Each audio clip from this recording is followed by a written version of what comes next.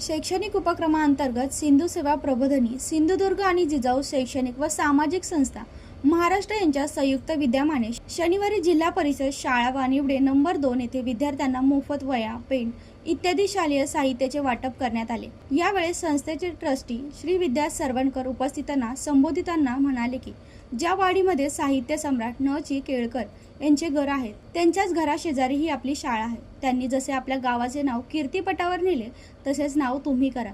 आम्ही आपणास वेळोवेळी मदत करणार आहोत। यापूर्वी शाळेस कम्प्युटर दिले आहे, तरी तुम्ही विद्यार्थ्यांनी अभ्यास करून मोठे व्हा आणि आपल्या गावाचे नाव मोठे करा। आपल्या गावात कातळ शिल्पे आहेत, त्यामुळे जगाच्या नकाशावर आपले गाव झळकत आहे। संस्थेचे संस्थापक रमेश सरवणकर यांच्या मार्गदर्शनाने आयोजित या कार्यक्रमास वानिवडे गावाचे सरपंच सुयोगी घाडी, उपसरपंच मेघा सरवणकर, पोलीस पाटील गुरुनाथ वाडेकर, नवनिर्वाचित मुख्य अधिकारी मेथर मॅडम आणि संस्थेचे प्रतिनिधी कुलदीप सरवणकर, रमाकांत सरवणकर, मंगेश सरवणकर यांच्यासह शिक्षक वर्ग व पालक उपस्थित होते।